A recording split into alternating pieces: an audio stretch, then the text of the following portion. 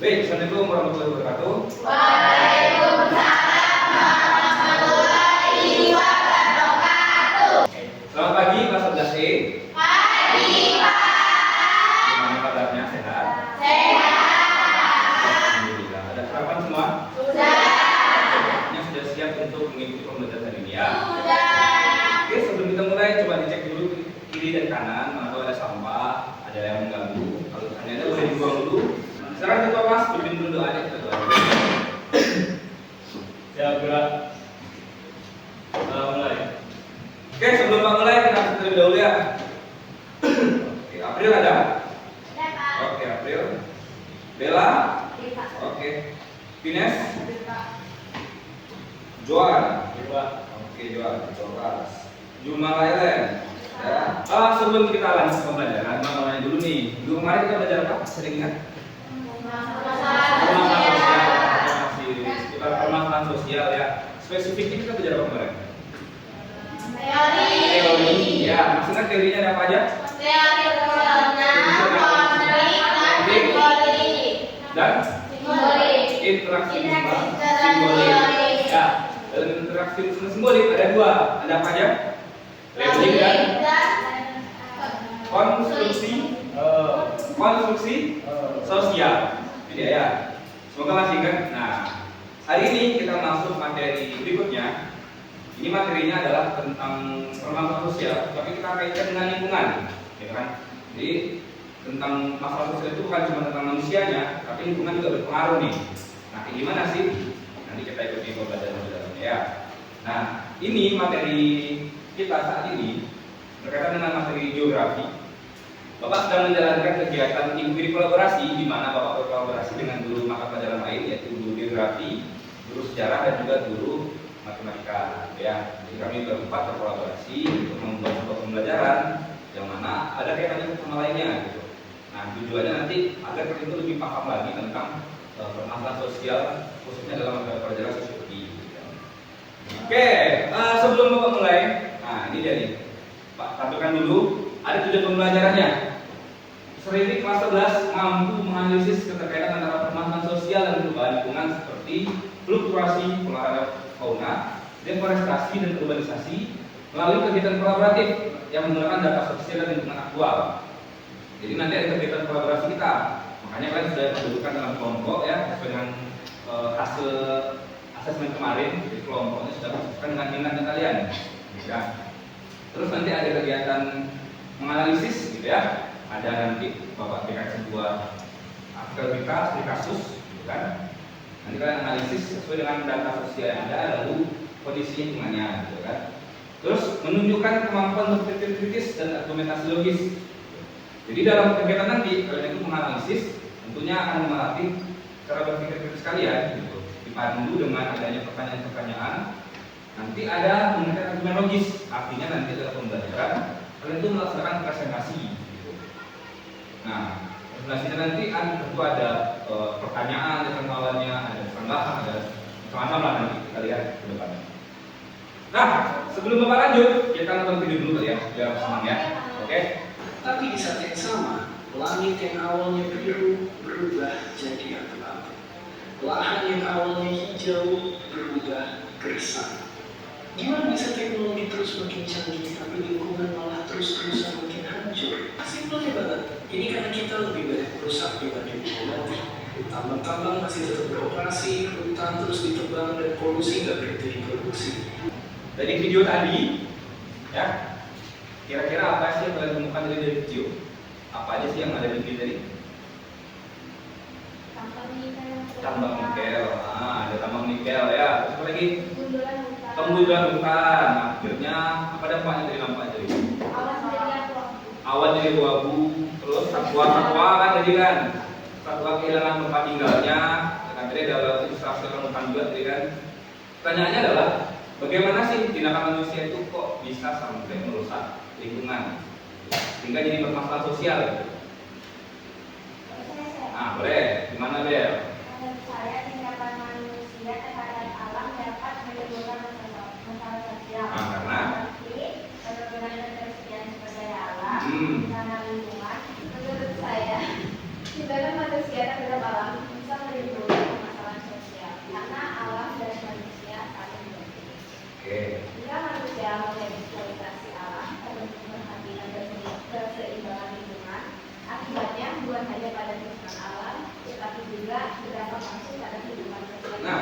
Itu dia, itu garis besarnya. Jadi ketika alam sudah rusak atau jadi banyak perubahan pada lingkungan, kan, maka akan menimbulkan sebuah permasalahan sosial.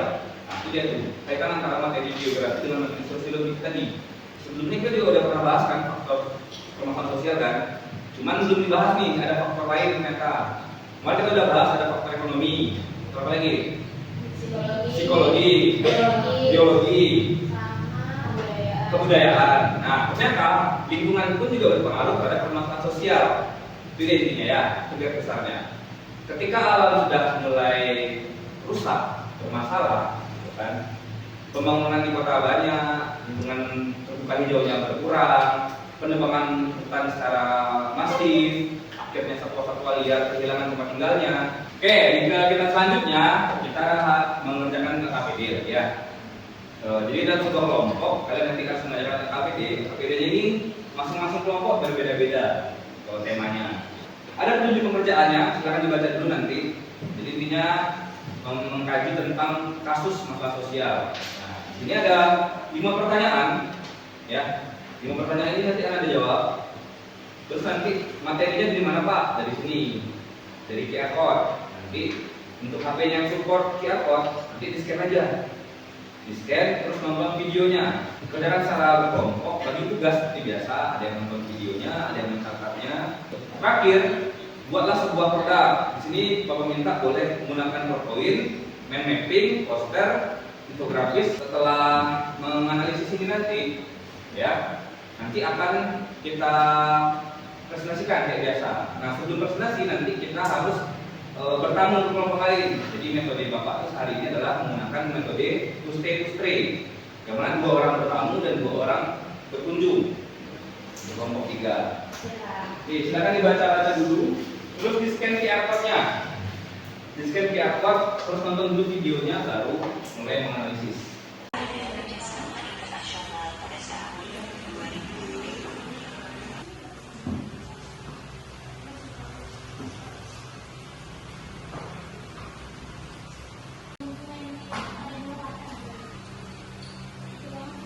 Oke, gimana? Sudah selesai nonton videonya? Sudah selesai menganalisis kasusnya? Sudah? Ada yang masih belum? Belum, oke. Nah, kan sudah ditunjuk tadi siapa yang bertamu, siapa yang stay kan? Sudah? Silakan yang bertamu, silakan pergi bertamu. Yang stay silakan duduk kembali. Silakan. Siapa yang pergi kok? Oh, dua yang sudah sama.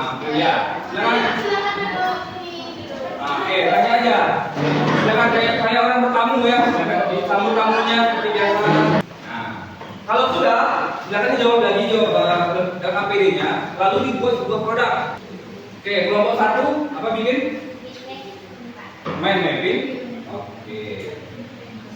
Kelompok 3 apa bikin? Video. Oke, videonya kayak gimana, animasi atau video? Oke, gitu. Oke, sekarang kelompok 1 ke depan tampilkan. Kami dari kelompok 1 akan mempresentasikan hasil diskusi kami mengenai deforestasi. Soal yang pertama, bagaimana deforestasi menyebabkan konflik antara masyarakat lokal dan perusahaan atau pihak luar? Berikan contoh dari video. Nah, ini jawabannya yaitu yang pertama, konflik muncul ketika hutan yang menjadi sumber mata pencaharian masyarakat dibuka untuk perkebunan atau proyek industri. Masyarakat bisa menentang perusahaan karena kehilangan akses terhadap bahan pangan, kayu, atau lahan adat. Oke, berarti artinya jawabannya adalah ketika hutan dibuka, maka masyarakat kehilangan mata pencahariannya, gitu ya? Jelaskan dampak deforestasi terhadap mata pencaharian masyarakat yang bergantung pada hutan. Jawabannya, kehilangan hutan mengurangi ketersediaan kayu, tanaman obat, dan hasil hutan lainnya. Nelayan atau petani yang tergantung ekosistem hutan juga bisa kehilangan penghasilan. Sekian presentasi dari kami. Ada yang ingin ditanyakan atau ada yang mau bertanya? Oke, ada yang mau tanyakan mengenai deforestasi? Deforestasi tadi tentang pemunduran hutan tadi ya? Oke, ada yang mau tanyakan? Ada? Jangan begitu. Ya, adik. Saya Rifki Putra dari kelompok 4 ingin bertanya, bagaimana deforestasi memicu masalah sosial di masyarakat sekitar hutan. Oke, bagaimana deforestasi memicu permasalahan sosial pada masyarakat sekitar hutan? Oke, apa pertanyaannya? Perkenalkan, nama saya April Saputri dari kelompok 3. Baik, kami akan menjawab pertanyaan dari ahli kelompok 4. Masyarakat kehilangan mata pencaharian, timbul ketidakpuasan atau konflik dengan pihak luar. Kesenjangan sosial meningkat karena pihak luar mengambil keuntungan dari lahan yang dibuka. Muncul migrasi warga ke kota, menimbulkan perubahan sosial dan tekanan dalam kehidupan. Oke, gimana jawabannya tadi? Masuk ya jawabannya ya. Memang masyarakat kehilangan tempat tinggal, kehilangan tempat kerja, terus terjadi kesenjangan sosial itu di dalamnya, gitu ya. Siapa untuk kelompok satu?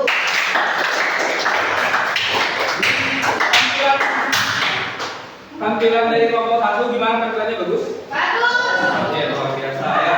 Pengertiannya, urbanisasi adalah perpindahan penduduk dari desa ke kota, baik karena migrasi atau karena pertumbuhan alami wilayah pedesaan menjadi perkotaan. Kenapa sih orang pada pindah ke kota? Menurut kalian kenapa? Karena di kota lebih Pendapatannya lebih pendapatannya lebih besar gitu. Mungkin peluang kerja di kota lebih banyak, ya kan? Apalagi? Ada yang ingin bertanya tentang urbanisasi sebagai permasalahan sosial? Ada? Ini Pak. Boleh, Dewi, silakan. Perkenalkan, nama saya Prati Putri Diwasari, saya di kelompok 3. Oke. Pertanyaannya adalah masalah sosial apa yang paling terlihat akibat urbanisasi di kota? Terima kasih. Tidak itu. Jadi orang desa banyak berpindah ke kota, gitu kan? Numpuk orang di kota kan. Nah, apa sih masalah yang timbul di situ? Gitu pertanyaannya. Nah, itu pertanyaannya. Oke. Yang pertama, kemunculan pemukiman kumuh dan kepadatan penduduk, akses pendidikan, pekerjaan, dan pelayanan publik terbatas. Siap bos buat kelompok. Kira-kira dari pembahasan teman kalian tadi tentang deforestasi, tentang urbanisasi, nangkap nggak sih materinya tentang permasalahan sosial? Apa hubungan tentang lingkungan, gitu ya, terhadap permasalahan sosial? Itu tadi membuat urbanisasi juga. Oke. Kan ini juga kan. Sehingga memunculkan masalah-masalah baru, Ya. gitu kan? Jadi dari runtutan itu tadi memunculkan masalah baru. Kayak itu tadi ada masalah kemiskinan, kata kelompoknya kedua kan, ada lagi konflik karena persaingan semakin ketat, gitu kan? Itu dia ya. Oke, jadi dari pembahasan kasus deforestasi dan juga organisasi tadi, kita dapat melihat tuh bahwa lingkungan itu juga berpengaruh terhadap masalah sosial. Jadi bukan cuma masalah orang-orangnya aja, ternyata lingkungan juga bermasalah. Kayak contohnya kehilangan mata pencaharian. Terus kita sebagai generasi muda tentunya kita harus bisa berpikir bagaimana cara kita untuk merawat lingkungan kita dalam sampai lingkungan itu habis begitu saja. Nah terakhir, ya sebelum Bapak tutup, saya akan buka handphone masing-masing. Kita mengisi Padlet. Ada 3 buah pertanyaan di sini. Pertama, apa hal penting yang kamu pelajari tentang bagaimana perubahan lingkungan mempengaruhi kehidupan masyarakat? Tuh, kata-kata perubahan lingkungan seperti deforestasi dan urbanisasi mempengaruhi pola hidup, pekerjaan dan lingkungan sosial masyarakat. Betul. Ternyata memang kalau lingkungan berubah, maka memunculkan sebuah masalah baru. Kata Rahma, setelah kita mempelajari ini, kata Rahma, kita bisa menjaga alam dan melakukan penanaman agar tidak terjadi deforestasi di lingkungan kita saya. Dan mengajak teman-teman melakukannya bersama-sama. Itu bagus tuh. Jadi jangan cuma kita aja, kalau bisa kita ajak kawan kita ya kan. Kalau bisa kita sama-sama menghijaukan daerah kita, gitu. Jangan sampai membiarkan adanya gundulan, gitu kan. Oke, semoga apa yang kalian lakukan, apa yang kalian tulis di sini itu kalian lakukan sungguh-sungguh ya, seperti buang sampah pada tempatnya, mengurangi sampah plastik, menanam pohon tadi juga bagus juga tadi. Bapak tutup pembelajaran hari ini ya. Minggu depan kita bertemu kembali dengan materi selanjutnya yaitu tentang kemiskinannya lagi. Ya, kita bahas ragam masalah sosial, spesifiknya adalah kemiskinan. Kalau nggak ada yang mau menanyakan, Bapak tutup dengan membacakan alhamdulillah bersama-sama. Oke, terima kasih untuk hari ini.